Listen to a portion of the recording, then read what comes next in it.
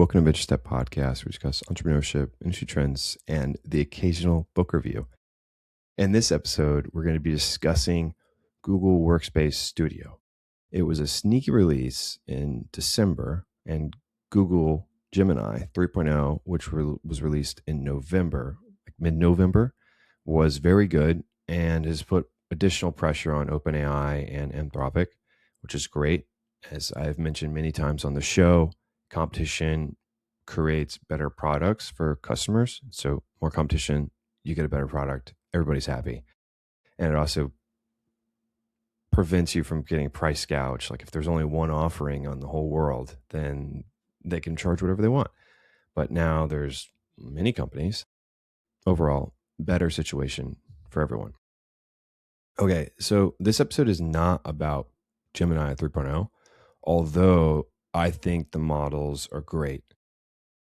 Really good stuff. Always been a big believer in Google long term, and I would get a lot of heat from people about it. And speaking of heat, I got absolutely roasted on YouTube. Somebody commented something super funny, and it might be good and interesting to share what they said. Let me pull it up. So funny. I was like, wow, that's pretty funny. And you know what else is funny when I'm pulling this up is I was sharing my screen. I've actually already recorded this episode one time, and I was sharing my screen, and then I wanted to share a different screen, and the recording button is stop. And then when you're sharing, it also says stop. And so I clicked stop, but I clicked stop recording. And so I lost the show. I just lost the recording. So I could have just done another episode like I'm doing now, or I could split the two and have it edited and put together. But I thought, hey, you know why you're doing this again? It's your own fault. So we're going to do it again. But it's so funny. Okay, so it says, bro, I know your vids don't get a lot of views right now. And to be honest, I don't have time to watch a full one at the moment.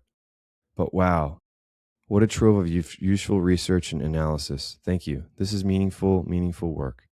You may perform better with a more appealing light job and haircut or something, but the value is this info is there.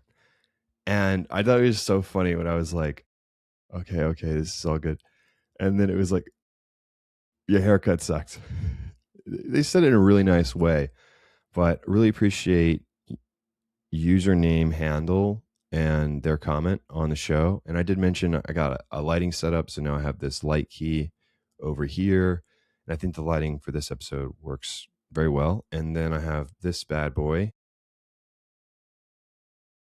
I've got this camera. If you can't see, it is the ZV-E10 4K Sony compact camera. And this is a classic that came out some time ago. They've come out with a different version, but since I'm just doing talking head videos, this is the best one. I did an episode about this and my reasoning, but I thought that was funny. I wanted to share it. And let's get back to the episode. And we are back. And so my name is Dalton Anderson. I'm the host of Venture Step Podcasts. I like to do many things like talk about random stuff on the internet, AI, technical stuff, insurance. My background is data science and insurance. In my free time, I like to run, read books, et cetera, et cetera. But please, if you have an interest in the show or interest in supporting me, like and subscribe or follow, depending on what platform you're on. I'm still getting roasted by Spotify consistently, and I'm trying to stop underperforming my peers when it comes to views to followers. Okay, so this episode, as I mentioned, is about Google Workspace Studio. And Google Workspace Studio previously was a program or suite called Maker Suite.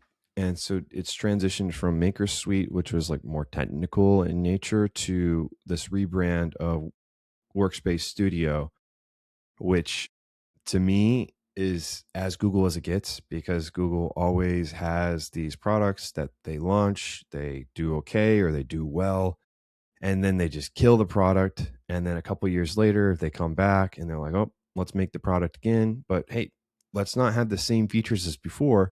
Let's do different things. And so Maker Suite was more technical.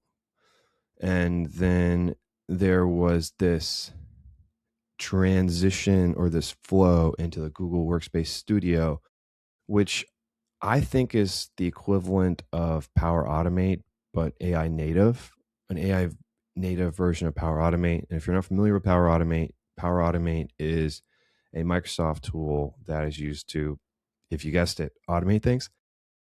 And Power Automate is powerful. It's just you have to be very targeted in what you're trying to do, and it requires quite a bit of testing and little nuances. And yeah, I think if you were a beginner in Power Automate and a beginner in Google Workspace, you would get more done in Google Workspace, but Power Automate could take you further. And they're not an apples to apples comparison when it comes to the product suite and what it's trying to do. Google Workspace is more of an equivalent to Microsoft Copilot Studio, but I don't necessarily like Microsoft Copilot. And I swear, I just had this conversation. There's just so many things that Microsoft could do better. And that's what frustrates me. It's like, why aren't you doing these things? They're just so clear. Like one of my favorite examples is meetings. Like Microsoft used to allow you to download and copy out the transcript, and then you could use your own AI or your own template to create your AI notes. And then they made it a change to where only the owner can download the transcript. And then they also made the change that and this might be an organizational change. Like I know that my org is not concerned about who can download the meeting transcript. So I don't necessarily know what happened there. I mean, I can't say for sure that Microsoft was the one who made the change, but I know at my company, we're worried about bigger things and like, oh, you're not the owner of the meeting, you can't download the transcript. Like no one's going to the security team and like, oh man, Joseph downloaded the transcript. He's not the host though. We have got to look into that. That's a problem.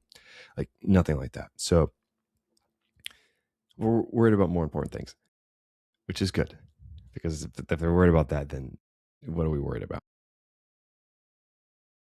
But regardless, they're like gatekeeping the transcript, and they make it hard to download now unless you're the owner. And this whole thing, you used to be able to copy out the transcript. Now you can't do that.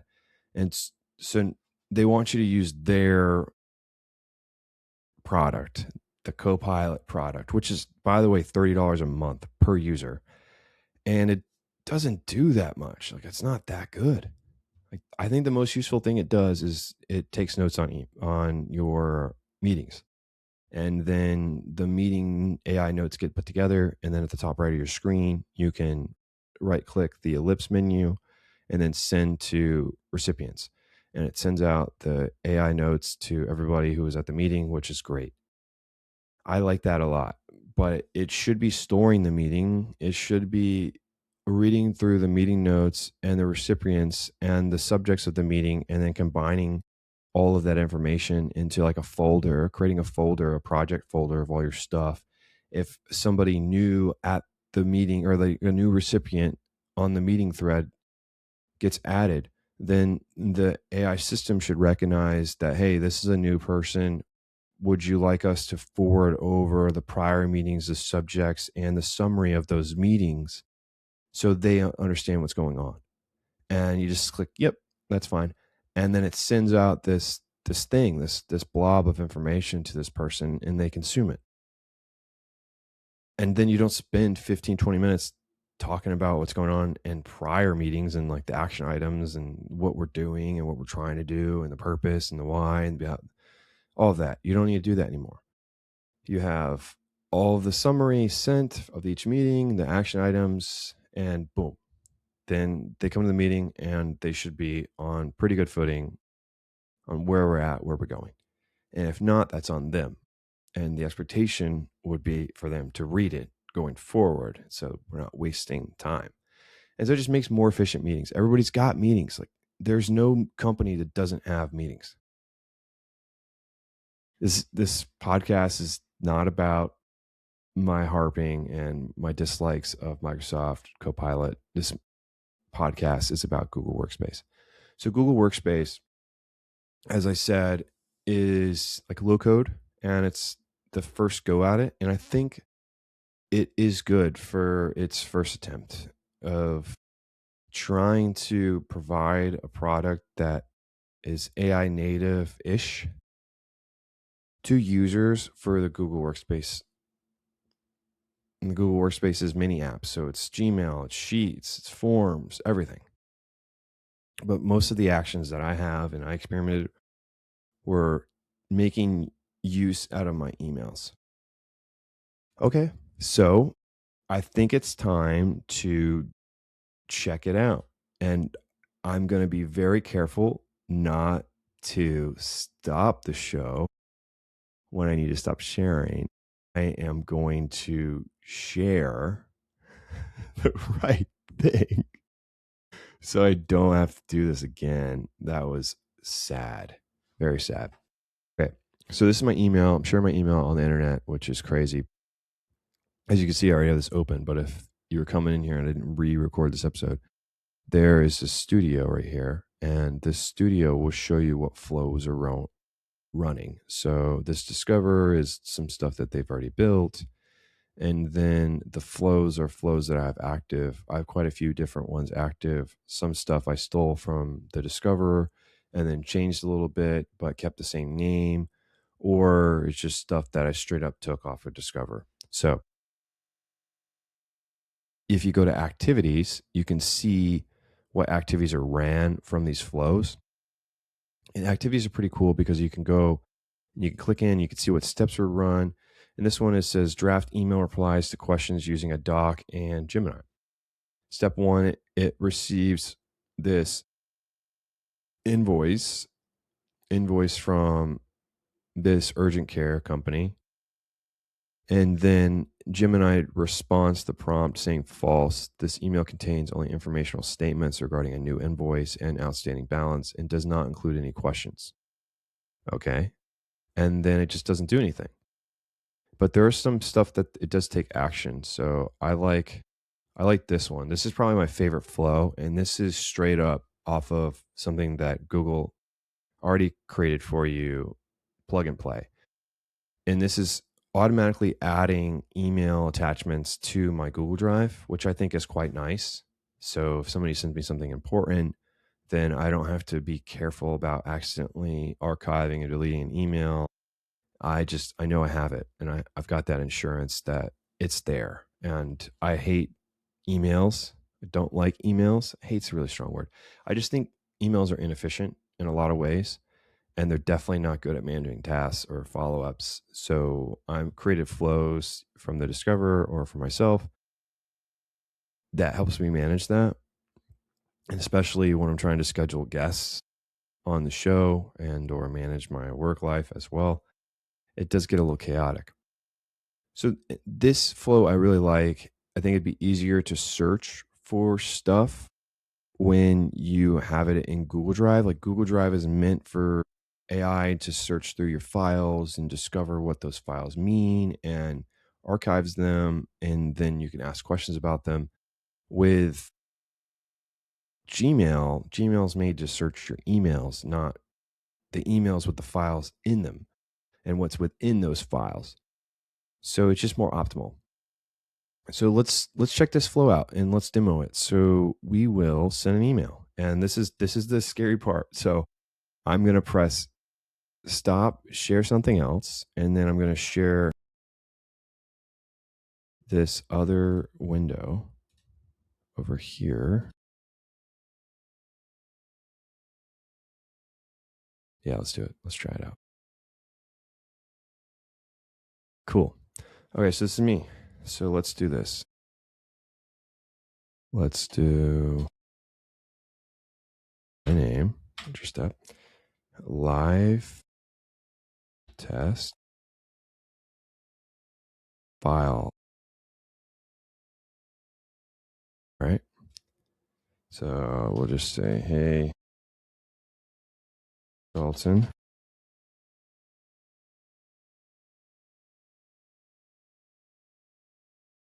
you please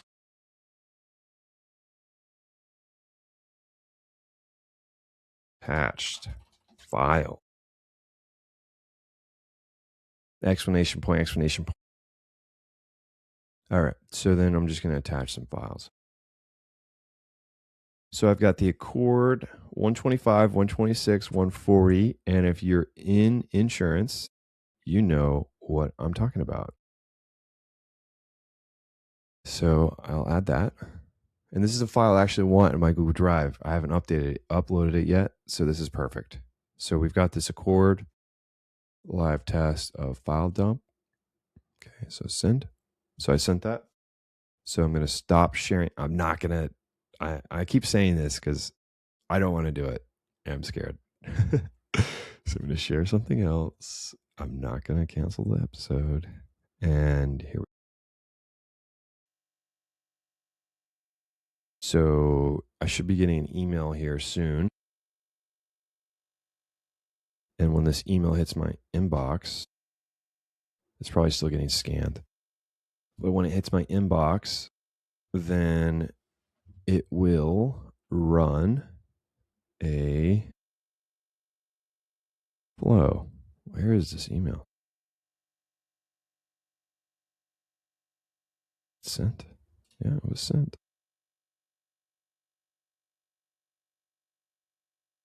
Stuff.net. That's my email. Oh, here it is. Boom. Let's go. Okay, so it made it. Attach file. And I just got a notification. The flow just kicked off. Notify me about emails from key people. You got an email from Dalton Anderson. Remember to review and respond quickly. The email requests the recipient to review the attached file immediately regarding a live test of a file dump. Here's what I think you need to respond. Please take what needs your response. Please take a look at the attached file. FYI, the subject of this email is live test of file dump. Email was sent December 30th. The sender provided contact information, including their cell. Oh man, I just shared my cell on the internet. Whatever. I mean, it is what it is at this point. Oh my goodness. All right, the sender included the email address. That's fine. Whatever. That's pretty cool. Okay, that's just one of the flows that I created earlier, and it's nice to see it working. But the main thing that we're testing over here is this add email response. Once this podcast gets like famous, I'm gonna have to get like a fake number and these different things so that it's not a problem. Okay.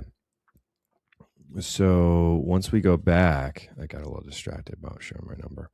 Once we go back, it shows that there is a flow that ran. It should have ran. Refresh. Let's see.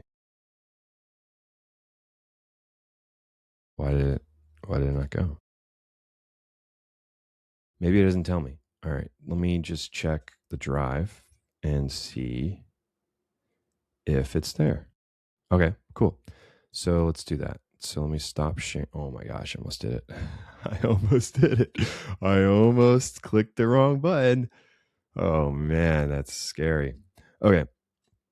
So this email dump, I created a folder called email dump because I don't want my Google Drive all messed up with files. I want it to be in a centralized location that is very clear what it's doing. I don't need it to be super nested. I want to be able to get to it easily. And then you can search. I should be able to search like inside a file. Pretty sure you can do that. Okay. So this Accord file, if we just let me see if I can search. Let me just copy and paste.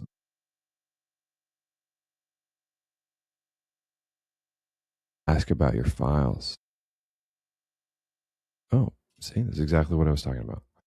So if we go back and I ask information,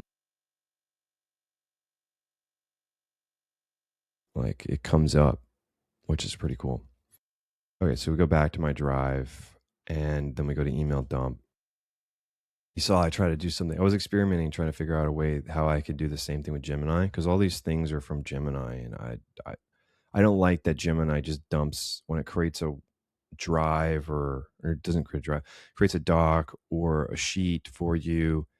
It just dumps it in your Google Drive, and I've got this perfected Google Drive. My Google Drive is so neat. It's got where the meeting recordings go. It's got all this other stuff. It's got everything is organized and it goes to a folder. The folders are nested. It's great. But if you're going to dump stuff in my drive, at least put it in a folder so it's not this mess. Anyways. Okay, so the email dump, it puts the file here and I think it's pretty cool. Like I think that's great. This is something that took me not too long to create and we'll go over the workflow in a second. Overall, very happy with how it worked. And how easy it was to understand what to do. So if I go to my flows here, and these are all the flows that are running, and then you can go to auto add email attachments to Drive. And this is one that's directly from Google Workspace Studio. And so if I go to edit and look at it, and so you can click on it, and this is what it will show you. It says I have it set to all emails, but if you wanted to change it and say, oh, I want it from specific emails, I want it from this person or has these keywords. But what if you don't know the keywords and you don't know what you want? Well, you can do this where you can say, okay, if it's to me and some other person or whoever, you could take that off and you can have it so where it doesn't say like me. I think it's like from oh man, I can't type, from me, and that would keep it from sending it if you sent it to yourself. But if you want to just do certain labels like important or personal was kind of confusing and I had to figure that out on my own. But personal is the same as your primary email box if you're using the email labels.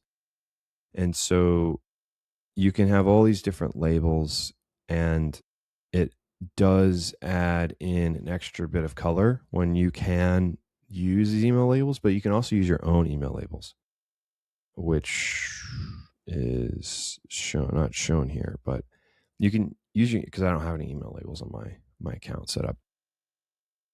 But you can use your own email labels from what I read. Haven't tested it myself, but from my experience, the personal worked fine for what I was trying to do. Like I wanted action items to get created from emails that I created, and then I wanted tasks to be created from emails that were sent to me that had questions or actions I needed to follow up on. All of that stuff, when I tested it, worked. It doesn't work on prior stuff. It only works on new stuff. So if you have a lot of things that you need to catch up on, well, you got to catch up on those on your own time because it doesn't go back in time and look at all your prior information and create all the tasks and all the follow-ups and the email drafts. It does it for new emails. So I haven't gotten that many emails from random people. I got that invoice. I sent my own email and I sent two tests to myself. So that part I'm less experienced in, but the emails that it has picked up, it has worked correctly. So that I'm good, happy about.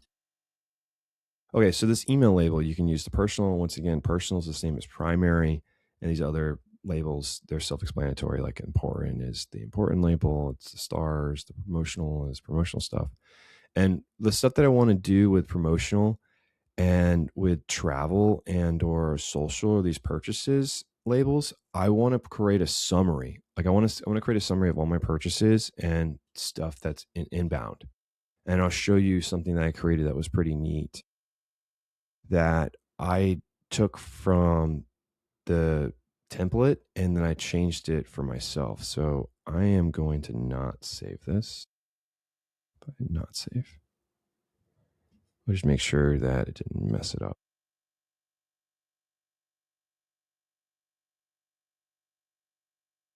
It did save it. Okay, so it auto saves.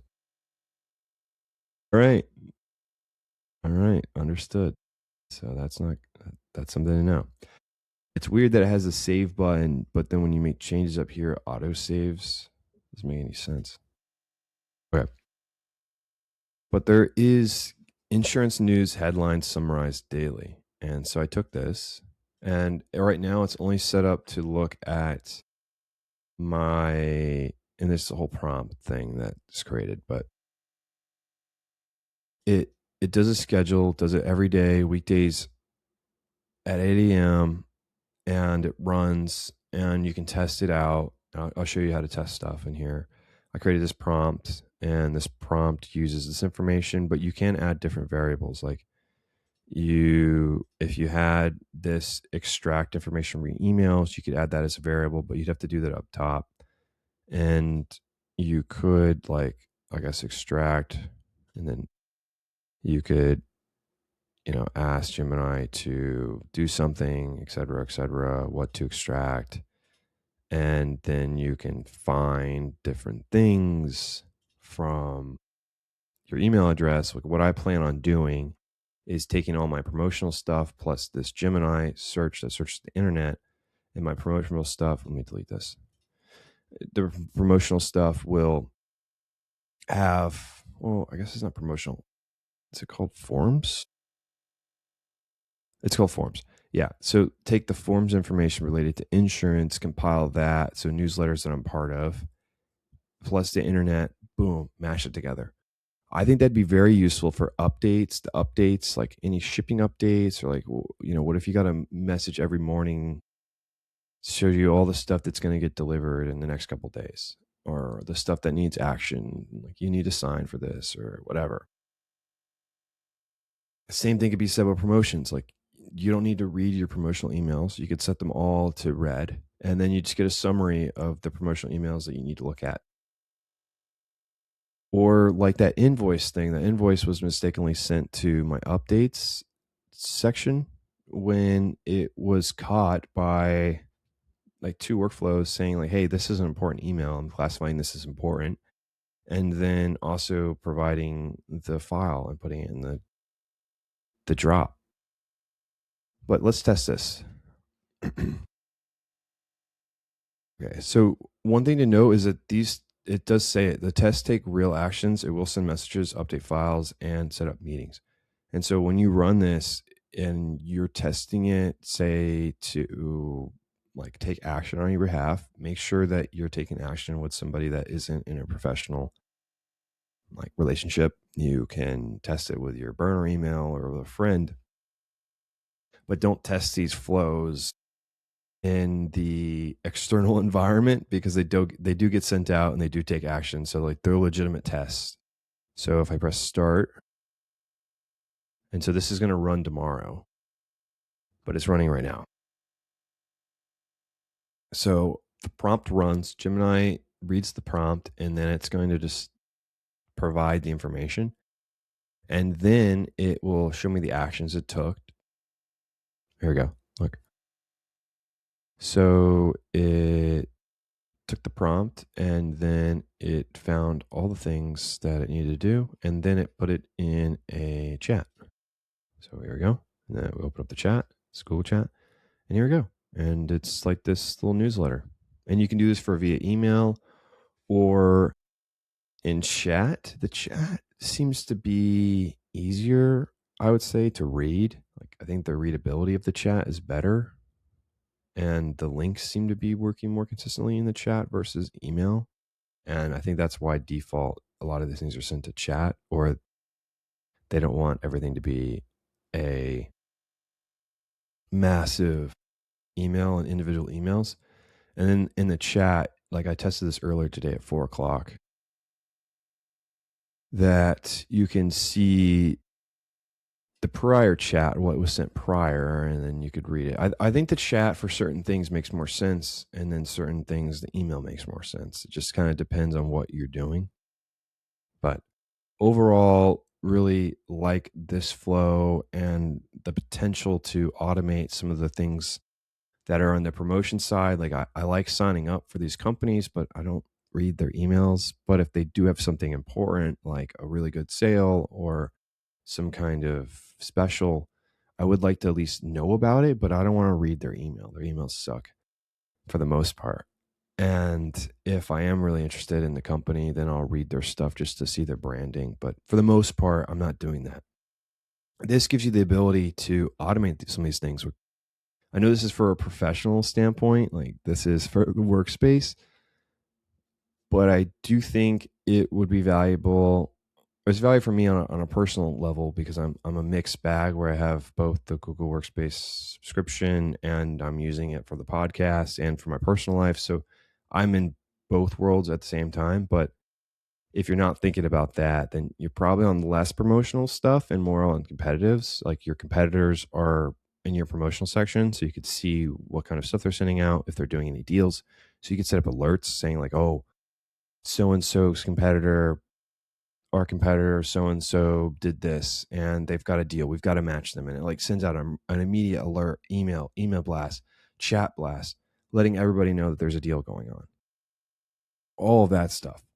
Or if they do a lot of shipments, international shipments to get supplies like clothing, and there's weird stuff going on in the area of which they're getting their clothes from, the country of origin, and they're aware of it because they give you weather updates all the time. Like you could set this up to give you weather updates or whatever you'd like, and it sends the link. It's decent. I don't know what else you could ask for. I think there's plenty of practical applications on a personal level and at a business level that make this very useful. And I'm already excited about it. And I enjoyed fiddling with it today. And I'm sure that a couple more weeks of experimentation, I'll get some really optimized results. But at the moment, I'm still in the infancy phase of just discovering what this product is capable of on top of what it currently is. Like where are the limits? I don't know where the limits are, but I am impressed with how quickly you're able to get started and to actually have a good outcome pretty quickly. So overall, very excited about Google Workspace and what it's going to be, Workspace Studio, and what it's going to be in the future. I can't wait for them to create the agencies, or they're not agencies, like the agentic workflows. These are somewhat agentic, but I would love to set up an agent. This is or let me backtrack. I'm getting, I'm wording it in a confusing way.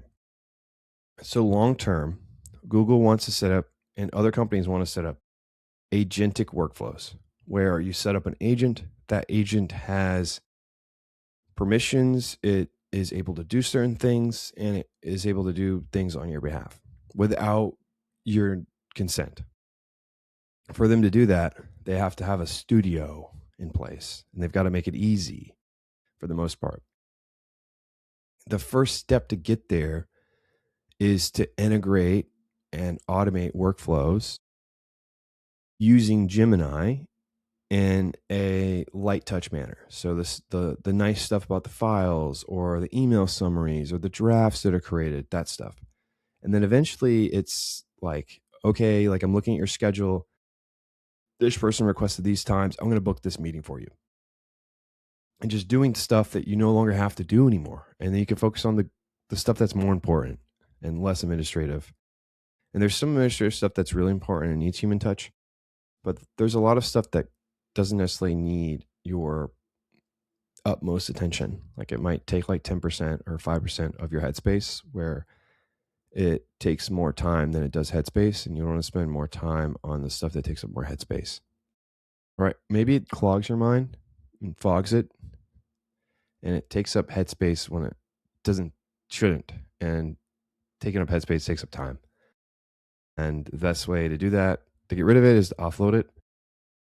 And so this is really cool. I really enjoy it. And I think the one thing that I didn't talk about in this episode, and I don't have time to discuss because we're running out of time, is your company a product or is it a feature? Because this offering that Google has now and how easy it is, there's a lot of other companies that are offering something else that are more technical or it does similar things, but it's not integrated with Google, that's a problem. You're a feature at this point now. You were no longer a product. And I think the dangerous thing about having a company is confusing the difference between a product and a feature. You can start out as a product, but if you continue to be a product and or you can start out as a feature, but if you continue to be a feature and never become a product, then you can be eliminated pretty easily. You can just be erased. And then you'll have to hard pivot or you will have to get acquired quickly because every month goes by that you're competing against somebody like Google or these other companies is another month that you're less likely to survive. And it's good to compete, but if a feature offering of a large company is added and then it completely wipes out the value that your company provides, then you were never a product in the first place. And that's a good place to end. So just think about that. And think about that. And you can think about that in a different level, different perspective, and think about that as your relationships with other people or your partner or your family. Like, what are you providing to them as a friend or as a partner or as a family member? Are you providing the laughter, the love, the care, the food? I love me some food. But are what are you doing to provide value to others, and then what are others providing to you that provides value? And if you're not thinking about those things, then you're taking up time on things or people that aren't adding enough value to you, which is a problem because you're important as well. Okay, wherever you are in this world, good morning, good afternoon, good evening. Thank you for listening to the show and listen in next week. Goodbye.